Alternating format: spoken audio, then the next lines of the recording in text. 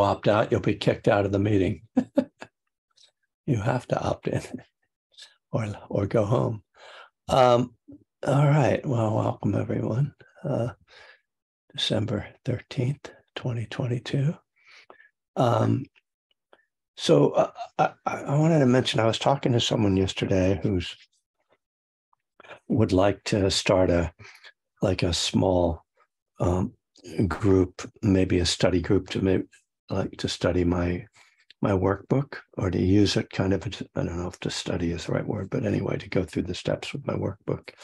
And he's in LA. I don't know if he's on here yet.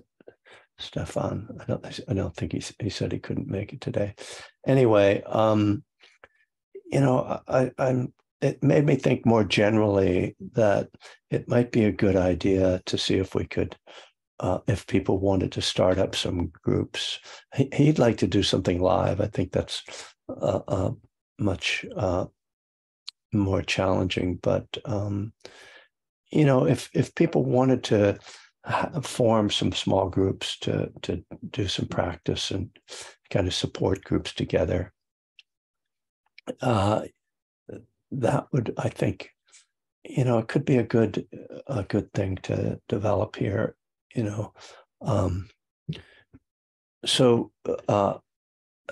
Because we have this one model, which is everybody comes on and listens to Kevin, which is great for Kevin, but maybe there's something else, having a small group, and there's a model for this. I mean, obviously there's the 12-step model, but the model that in the Buddhist world and Spirit Rock world uses called Kalyanamitta groups, and which means spiritual friend.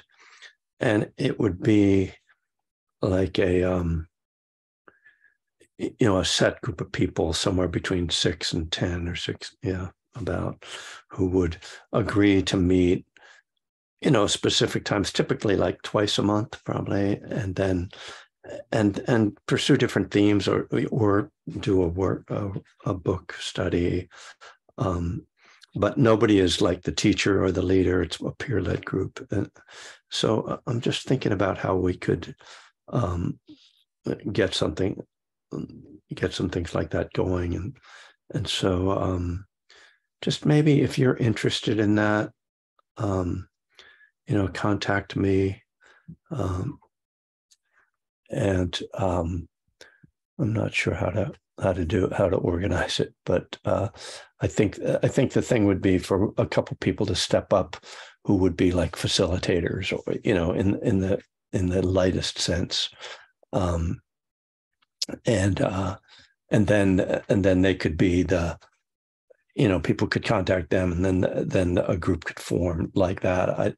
It's not something like I'm going to be able to assign people or anything like that. So I see Flo is saying I'm on the East Coast, if anyone's interested in the Zoom group book study. So there you go, already someone. All right, Flo, nice to have you here. And maybe there you go, an email address. Great. So start to contact each other. Great. That's exactly what I was hoping we could do. Hey, Kevin. Yeah. This is Anne. Hi. Hi, Anne. Good morning. Angela and I are putting together a workbook study group. Hopefully, we'll start in February. Great. So you want to open it up for people? Yeah. Okay. And online. And so, I mean, the one thing you want to decide is how many people you want to have in that, and right. And other than that, just start to invite people to email you. Yeah. Okay. Thanks. All right. And Jan, sorry. Hi, Jan. Old friend.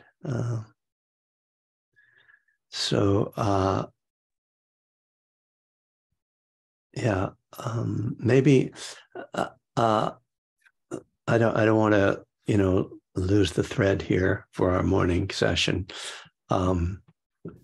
if you Anne's email address is in the contact sheet, and if you don't know about the contact sheet, Monica can stick the link into it on it, and that's another way that people can self-organize. All right. So yeah. All right, there you go. Look at that. I just had to say the word. We'll start sitting in a minute, but just to say, I'm not very focused on that kind of stuff. So I really appreciated Stefan bringing it up, and thank you everybody for your engagement. So let's begin our sitting, and we can come back to this at the end of class. Maybe people can hang out a little bit afterwards if they want to check in. So there's someone in the waiting room. Let her in. So settling back into your meditation spot, your posture. You can close your eyes or just lower your gaze. Really taking some time away from the screen, essentially, just listening.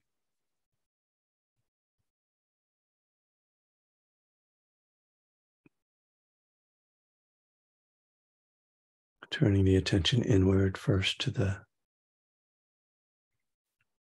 felt experience of the body, sitting.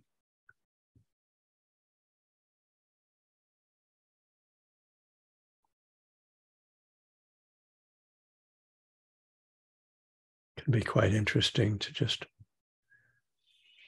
notice how you're holding your body. And when you bring mindfulness into the body, you might notice that you're holding it in a less helpful way. So there's natural kind of correction that happens. And with meditation, we want an upright posture if possible. You can lie down if necessary. But we're trying to find a balance, alignment, so that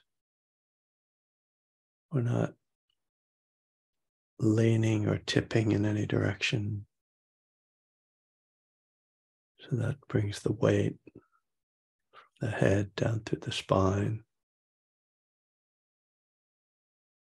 into the seat.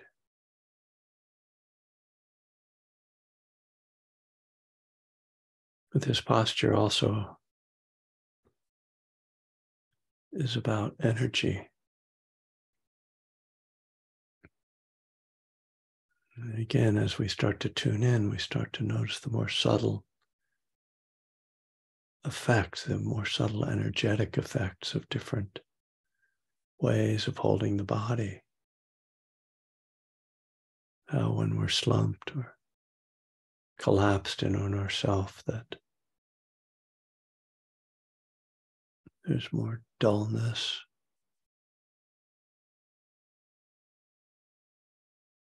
And when we're in a balanced posture, that the mind also becomes more clear. The attention is more clear.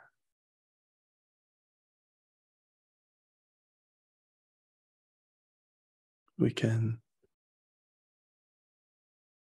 also take that erect posture too far into a kind of rigidity. We're trying to force ourselves into a kind of military bearing. So at this end of the posture spectrum, we want to soften. So as with so much of meditation and Dharma, we are looking for a place of balance, both literal and figurative.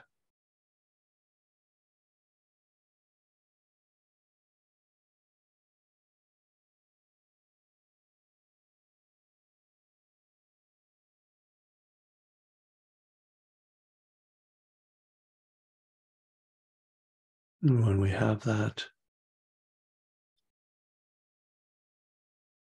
feeling, that sense of balance, from that place we then try to soften and relax.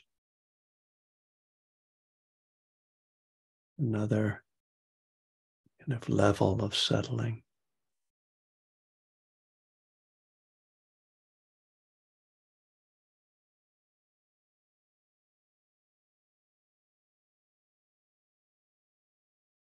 You can feel the connection between the body and feelings. Sort of the relaxation that's physical that also brings a calming inner feeling.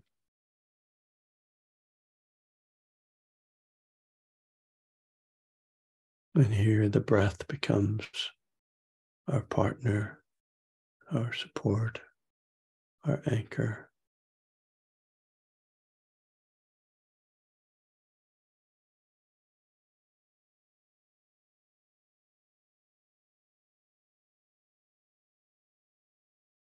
And let the breath come into focus. The primary object of awareness.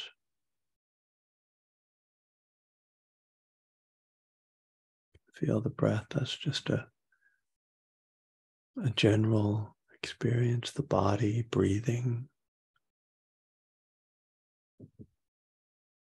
Or you can focus more strongly or directly on a particular area of breath, like the nostrils or the belly or the chest.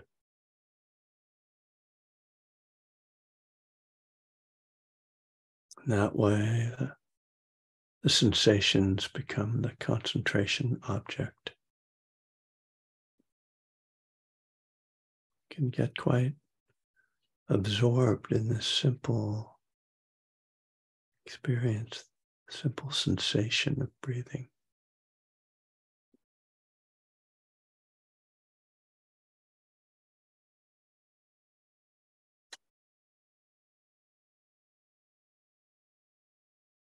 We're not striving or struggling to hold on to the breath.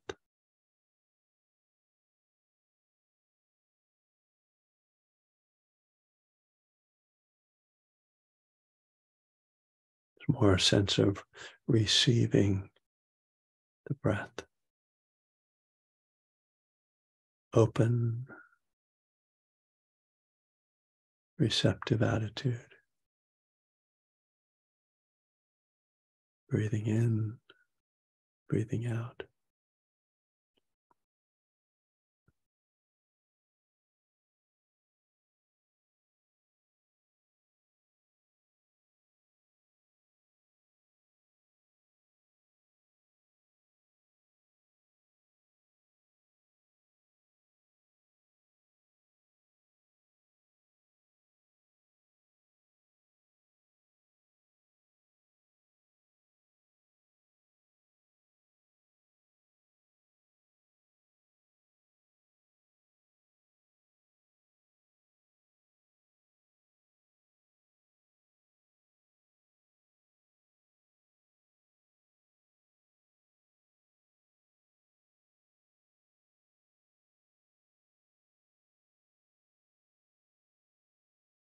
It's natural for the mind to wander,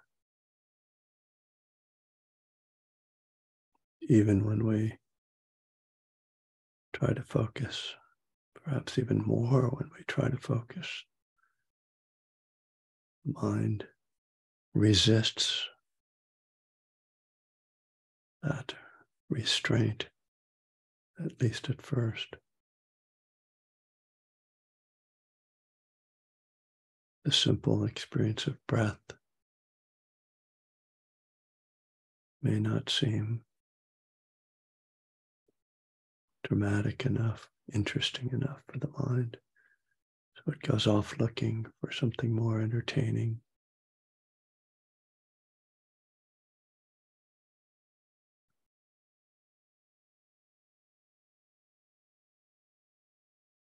But when we see that happening, we gently come back to the breath.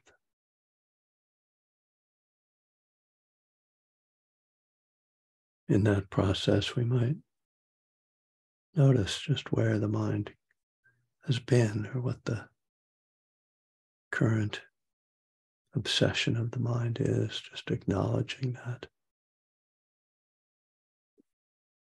The conditioned nature of the mind, how our thoughts are all coming from something else, connected to past experiences, projections into the future.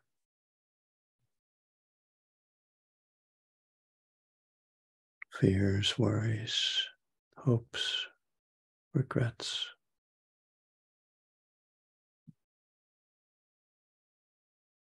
Plans, calculations,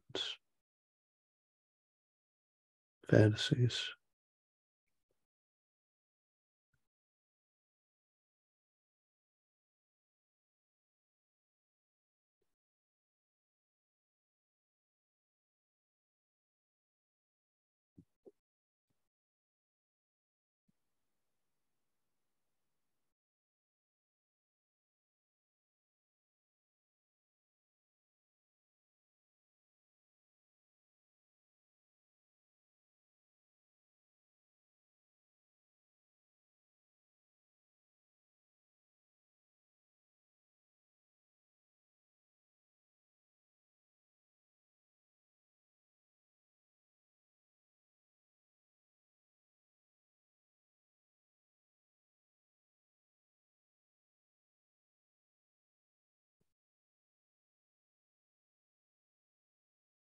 The breath is not usually a dramatic thing to experience,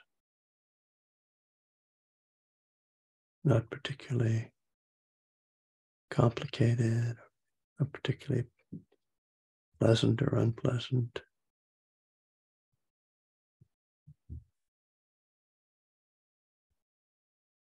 For that reason, the mind can go looking for something else.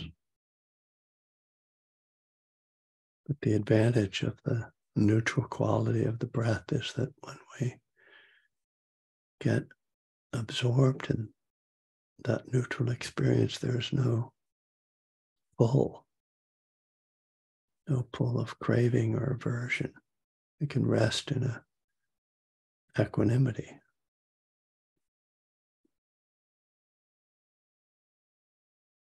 Rest in that very simple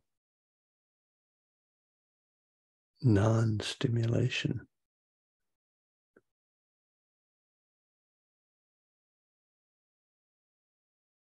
This begins to have more appeal as we appreciate the peacefulness of just being with that simple experience.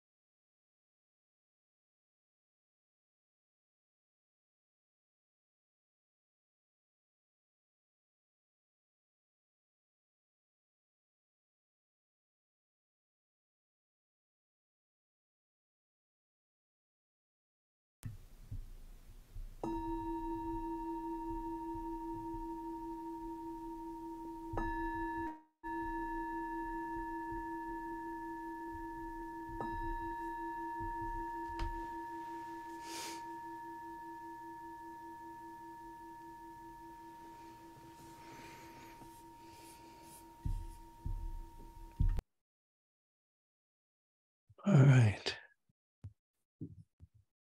See. Oh.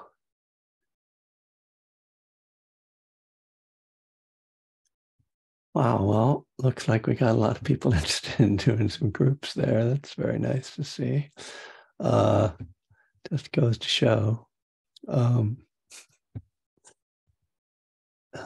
guess, just a simple idea sometimes. So that's wonderful. Yeah, Monica, do you have the a link to the group thing that we have a Google Doc that has people's contact information on it. That's one starting point. Do we need to make a new page or something? It's a good question. Let's think about this. Maybe if people want to hang out after 11 o'clock, after the end of the class today, maybe we can brainstorm a little bit how to do this in the most efficient way.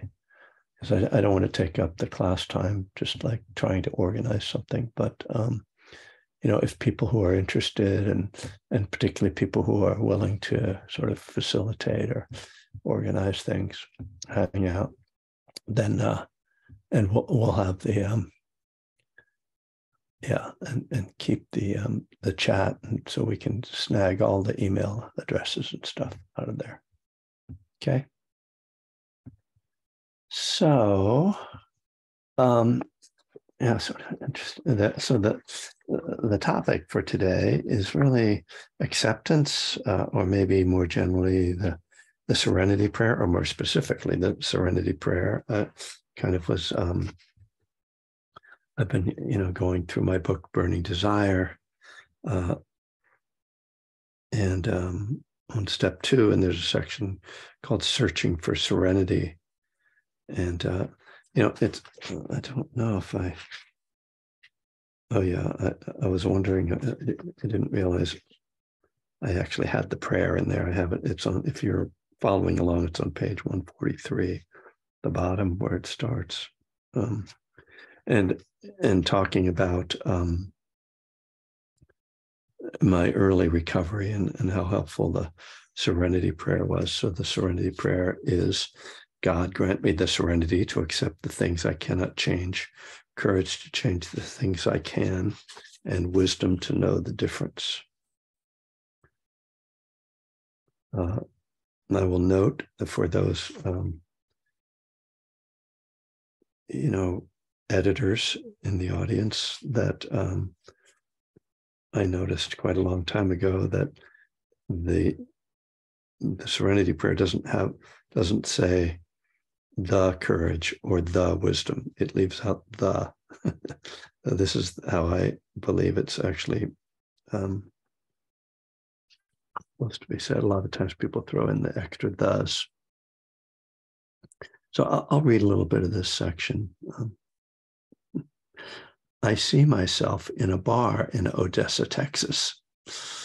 I'm on the road with the Hollywood Argyles, a phony oldies band pretending to be the original one-hit wonder from 1962.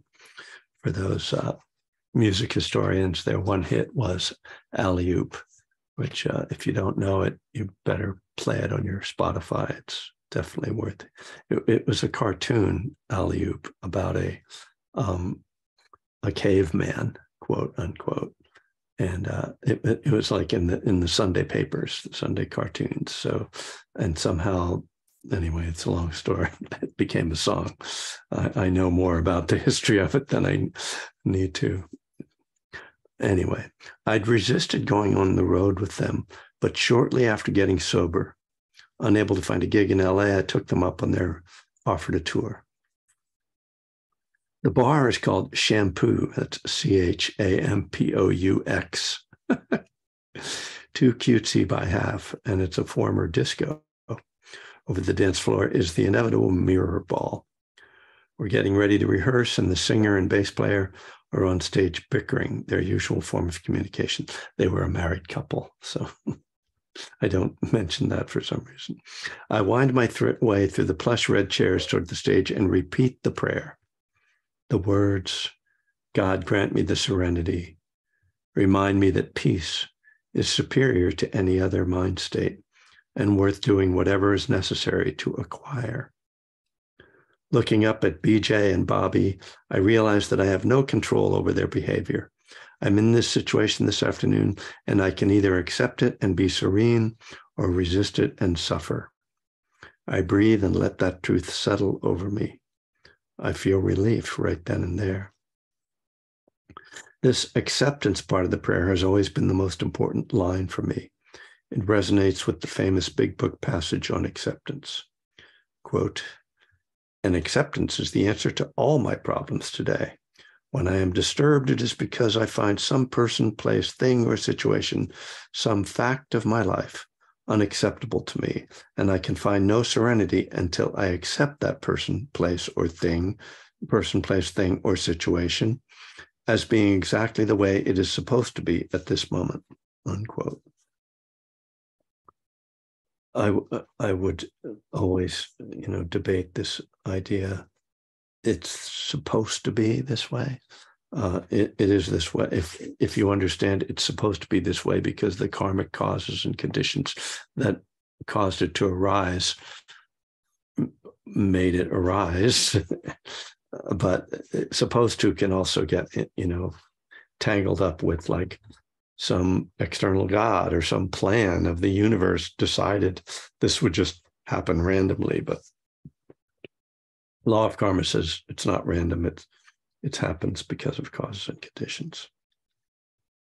When I say the words about acceptance to myself and step on the stage and pick up my guitar, when I say and step on the stage and pick up my guitar, feeling relief and lightness in my heart. Well, okay, better read that again. Long sentence. When I say the words about acceptance to myself and step on the stage and pick up my guitar, feeling relief and lightness in my heart, it isn't an external God that has helped transform my mind state. It is my own inner wisdom that sees the truth of the words and realizes that fighting the situation is pointless. The words pull me out of my reactive state of aversion to the band leaders and remind me of the bigger picture. Yes, this is unpleasant, but since I can't change it, standing in opposition to it, holding on to aversion is pointless. I didn't see it that way at the time. I did feel I was reaching out to something or someone when I prayed. But when I felt that serenity, I didn't feel that it was coming from outside. I wasn't really reflecting on the process, on the contradiction in my own understanding of my experience. So what? It was working, and that's what was important. I was sober for just a few weeks at that time, and staying sober and sane was the priority, not figuring out how my prayers were working. Today, when I say the Serenity Prayer, I still say God, but only for convenience. Occasionally, when I stop and think about it, I'll put it this way. May I have the serenity to accept. This is the phrasing that Buddhist loving kindness and compassion practices use. It's not speaking to a particular being, but it's still opening to something beyond the small self. The second part of the prayer, Courage to Change the Things I Can, focuses on the recovery, on the work of recovery and life. For me, this tends to be less about a moment of stress, as acceptance often is, but about my responsibilities and goals and how I fulfill and attain them. Oftentimes, it's not necessarily courage that I need, more determination and patience. But in any case, I find myself facing my own passivity and impatience with this part of the prayer. Many times it's easier to give up than to persist, to run away than to confront, to hide out than engage. And this part of the prayer helps me address those shrinking impulses and to put in the effort that's needed to accomplish my goals. So that's, I think, where I'm going to stop. The next section, it actually continues this section, but it gets into another story and another kind of part of this process, which I'll save because I think acceptance alone is enough of a topic for any one day or month. And, I was kind of reflecting on it in my sitting this morning, earlier, my personal sitting before the group met, because I read this section for myself to see what I was, going to be talking about today. And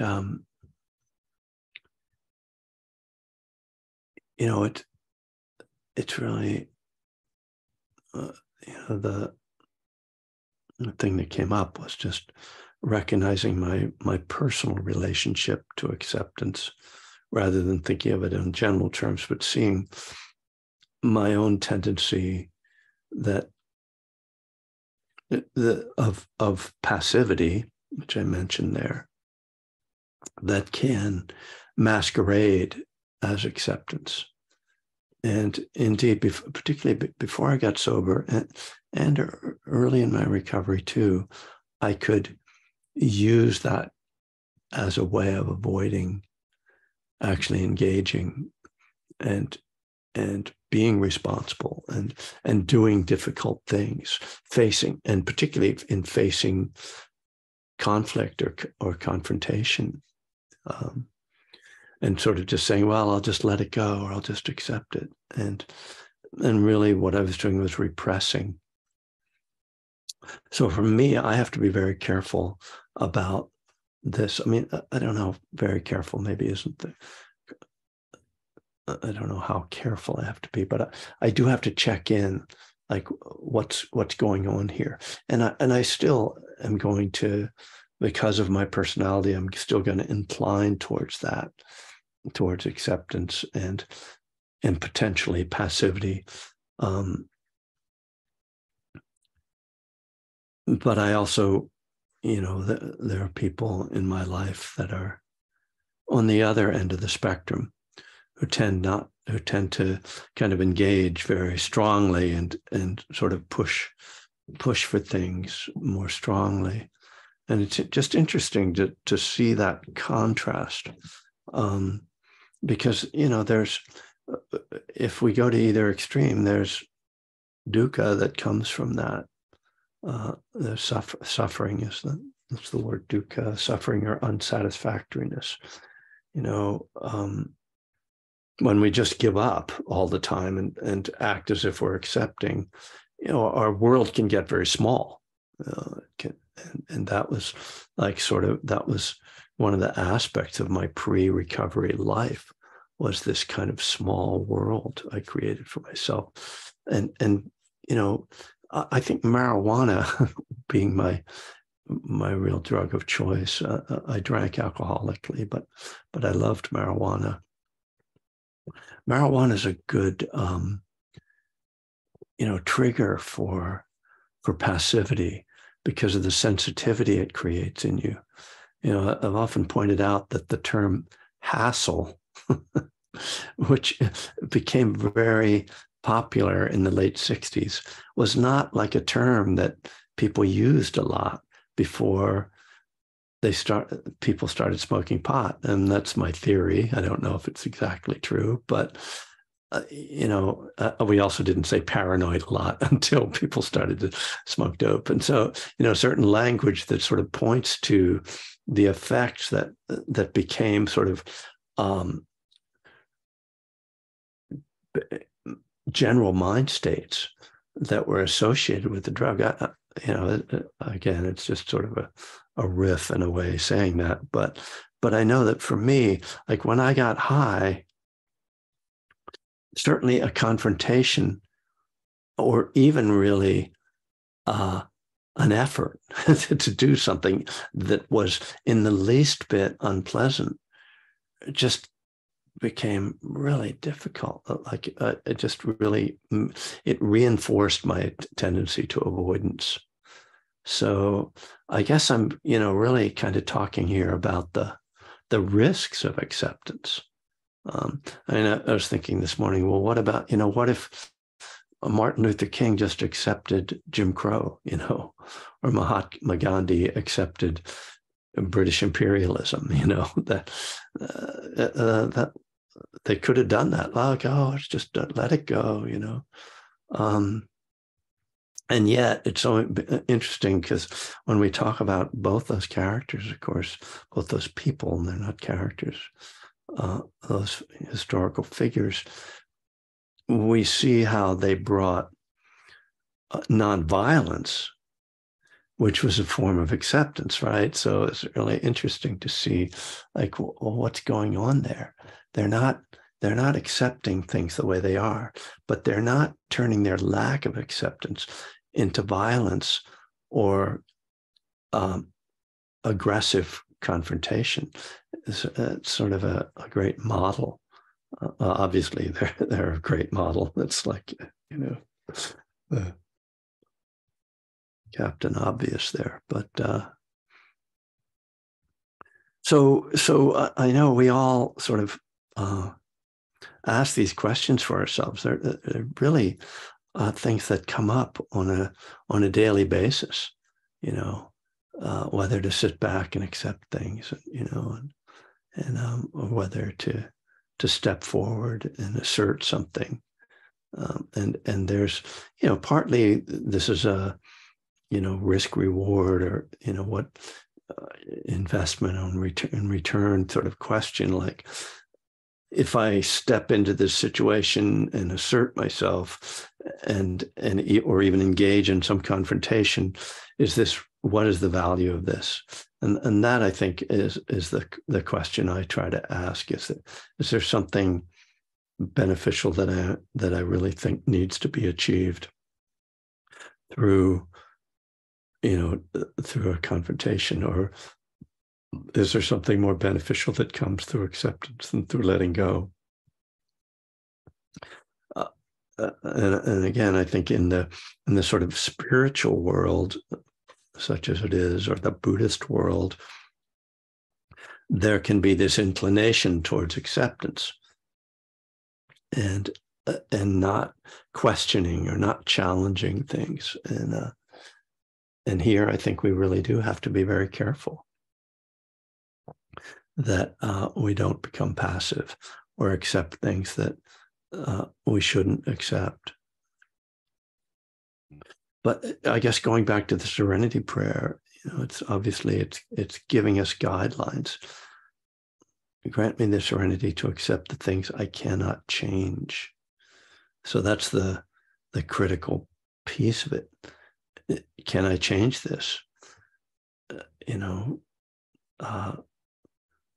Which, even saying that, it's like, well, how do I know if I can change it or not if I haven't tried?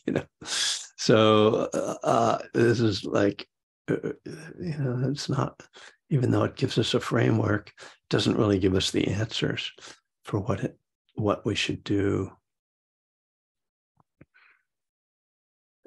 So I'll just turn now towards the inner experience of acceptance in practice, in meditation particularly. Here's where acceptance, I think, is so valuable. And again, a place where people can get into a lot of resistance. And so, when we're meditating, things arise, and we're observing these things arising. Hopefully, we're aware of them at some point, that something is arising. And let's say that one of the hindrances arises, a craving. And we start thinking about something we want to eat later, and you're sitting there and you're feeling that. And then what do you do with it? Like, if you don't sit there in acceptance, it could be like, oh, I think I'll get up and just like go to the refrigerator right now. So like just end your meditation, right? Because you're just responding to this impulse. But when you have this practice of acceptance, instead you turn towards the experience and feel it. And now you get to explore craving, see what it feels like. Oh, this is unpleasant. There's maybe tension in the body. There's a sense of dissatisfaction in the mind. And you see that it triggers more thinking, imagining. And then if you are aware of that and you practice letting go, you can see, oh, I can just feel this. Because there may be a feeling like, well, I'm meditating. I need to stop doing this. I need to stop thinking about this. And that flips you over into this aversion, right? So you've been in desire, and now your way of dealing with the desire is that aversion comes up. I'm not supposed to be thinking about food right now. I'm supposed to be meditating. And so you haven't solved the problem, right? So acceptance says, oh, well, this is a feeling that's happening. And my job as a meditator is to accept it, but further to actually be with it, to say, well, this is what's happening right now. So I can say, when we come to this phrase, accept the things I cannot change. I cannot change that this has arisen in this moment.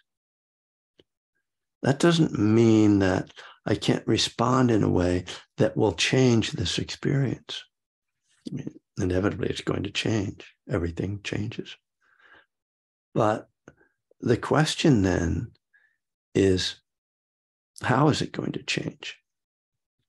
And what is the skillful way, the courage to change the things I can? So I can work with this experience, but it turns out that to change the things that's happening in a skillful way is not to push against it. So this is where acceptance and the courage to change actually start to merge. They aren't necessarily different things. The way that we actually change it is actually through the acceptance. It's kind of mysterious. Because the prayer is set up as a sort of duality. But what we see in our meditation practice is that it's not a dualistic experience. It's actually the same thing operating together, that the acceptance is what changes the experience and what changes it in a wholesome way, in a useful way. Certainly, if I go into resistance, that will change the experience. It will change the desire into aversion, but it's not a wholesome or helpful way to move. So this is how we utilize acceptance in a way that's not passive, and in a way that is moving us in a skillful direction.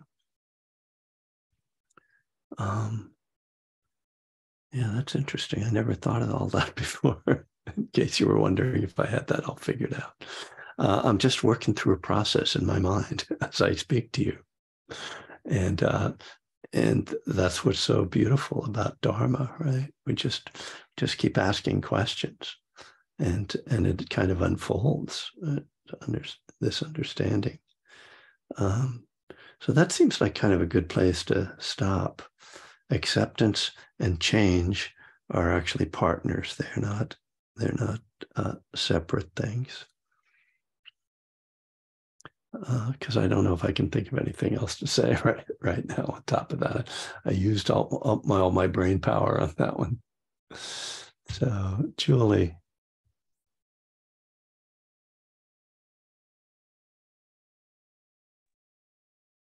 Thank you, Kevin. Thank you, Sangha, for being here. Beautiful offering. You touched at this, I think, toward the end, and that is for me, in both the recovery work and Dharma, kind of what I was taught, which resonated with me, is acceptance is not approval, nor is it resignation. It is a place of clear seeing. Yeah. So Mahatma Gandhi and Martin Luther King, they saw what was going on. This is the truth of what's going on. And in that place of accepting of what is happening, which is what you just mentioned, then they can make wise choices. And I think so that is what's, it gives us this space, gives me the space when I accept something the way it is, with that clear seeing, I can then make a wise response and see how I can either change my relationship to what's going on or to actually create change. Yeah. And so I think they're very complementary, and I appreciated your melding that together toward the end. So thank you for that. Yeah, nice. Thanks, Julie. Nice to hear from you. Vicki, hi. Hello. Yeah, okay. So I had last year a really interesting conversation with my niece, who's an activist, and we're in the same, the same camp. And I mentioned acceptance, and the phrase in my meditation, may I be at ease with things as they are. And she was like, no, ease. Uh-huh. No. And then we got into a conversation, and we're talking about it. And I was like, well, it's not that you're making it okay, just as Julie was saying, that it's like coming into the body, right? It's this thing that highly effective people do in social situations, or committees, or this kind of thing, where they're so very present, right? They're so in the moment. They're so with things as they are, and that's a powerful place to move from. So I'm all about your synthesis. Yeah, I think it's definitely the way it works. Yeah, and it's not necessarily, I mean, it can be a dichotomy, but I don't think it necessarily. I like the merging, the blending too. Yeah. Well, it's what's the saying, like, be the change you want to see. Yeah, right. Yeah. That seems to be what we're talking about. Like, if you're, I mean, it's part of what we're talking about. If you're an activist and if you're working for peace and justice, and you come at it with anger and blaming, you're not really moving things in the direction that you claim to be moving towards. Of course, that's goes back to the 60s, and that's why engaged Buddhism arose. That's the very essence of engaged Buddhism, is to say things are not okay the way they are, but spitting on returning soldiers is not bringing more peace. Right. Yeah. So peace and equanimity and ease, and the things that we can tap into in meditation, bringing those into a speaking, doing context. It's it's like, and people who are like that. I mean, and it's awesome. It's awesome to have leadership like that. Yeah, and I mean, it's also just like, why are you making yourself miserable while you're doing this thing that you really care about? Right. Like, just don't. Can you be a happy activist? Right. A miserable activist. I mean, who wants to be? It's not very. It doesn't. It's not very inviting. Oh yeah, I want to join that group. They're all really angry. Yeah, great. Thanks, Vicki. Yep. It's nice to see you. John, hello. Hi, John. Your description of the acceptance sort of melding into courage, that just kind of blew my mind. I've never thought of it that way. So that was great. My question for you, and it may be a very individual thing, but so, accepting things like stubbing your toe and it hurts, right? Right. No problem, right? accepting that you're aging and things are falling apart, that's not, you know, certainly might have the same process, but I wake up the next morning and I'm going, oh Jesus, my knees hurt, you know. Yeah.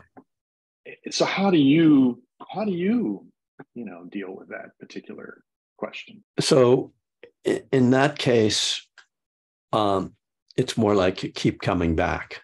You know, it's like, yes, I'm going to regularly be bummed, or, you know, or like, as you say, like for sure, like waking certain times a day, particularly. I mean, it's very interesting to me that I can get up and feel like an old man, and an hour later I can feel like, okay, let's get going, like have all this energy and feel much better. So that helps me if I remind myself, like, oh, this is just like, you know, I'll be okay in an hour or so.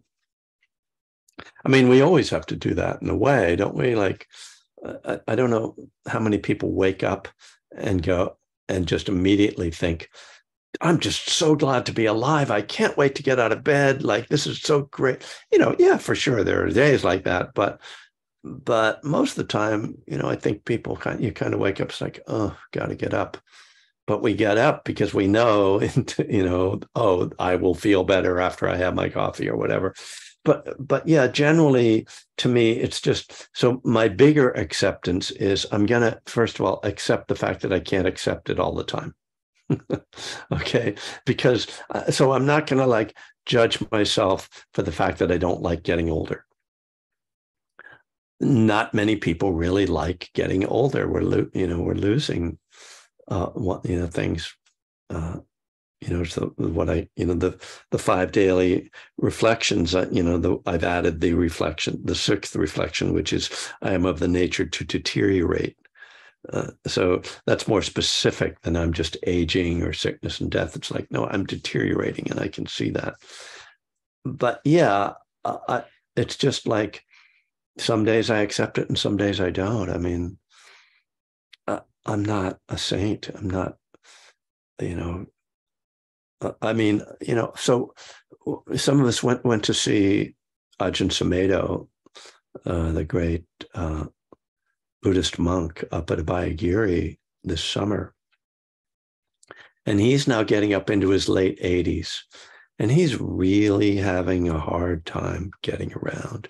And he gives a Dharma talk at 3:00 in the afternoon, apparently because that's like really the only point in the day when he can sort of be sharp enough to get up there and give a talk. And it's pretty clear that he's not happy about getting old. I mean, he doesn't portray some kind of like luminosity of like, it's all empty and blissful. He's kind of like, this kind of sucks, but it is what it is. And so if he's not in full acceptance, then I'm not going to judge myself for not being in full acceptance. But as you're suggesting, we can also kind of like have a general attitude of acceptance. To me, it's the general attitude of lack of acceptance that's really a problem. If you're really like, just think, I really hate getting old and I really shouldn't be getting old. And what's the point? And God, I just wish I'd died, then you really got a problem, right? But I think just having these teachings and this understanding of impermanence and as a framework that we return to is a good foundation. Yeah. Thanks. Yeah, thanks for bringing it up. Always happy to talk about aging. It's happening in our house. Well, so, I like the I am deteriorating is a good. Yeah. It's the truth. Yeah. All right. Oh, Debbie, go ahead. And then we'll make this our last thing, and then we'll have a little business meeting. Yeah, I realize we're beyond time, but I just am feeling compelled to share something. I have a wonderful, wonderful aunt who passed away on Sunday. And last Wednesday, one of my sisters who lives very proximate to her was able to go visit her. And it sounds weird, but we have the technology. And my sister FaceTimed all the rest of us sisters. And we 4 sisters are the daughters of my aunt's older brother who passed away 3 years ago. And we just shared time with her. And she was so gracious in her way. And you could tell she had accepted that she was in hospice. She had accepted this was where she was at. And she embraced us being present with her, even in this virtual way, along with one physical person represented there. And I know she felt her brother through us with her. And she couldn't talk very well because her mouth was so dry, but her smile and this brightness was just so present there. That was our dear aunt that we loved so much.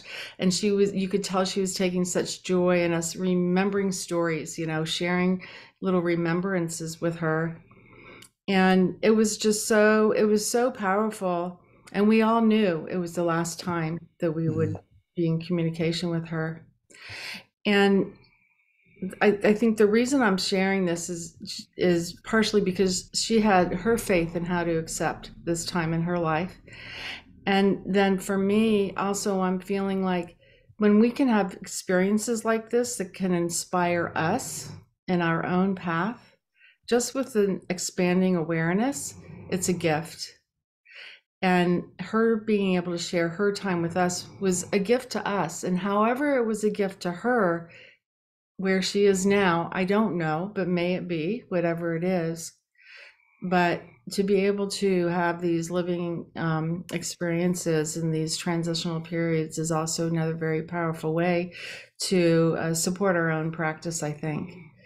And I just felt like I wanted to share that. Yeah. Thanks, Deb. Yeah. It's lovely. Yeah. Yeah.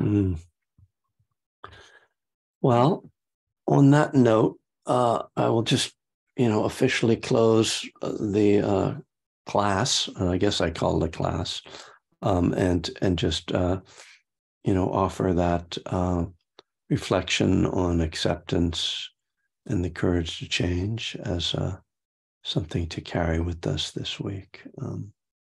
And so maybe, Monica, you should just turn off the recording.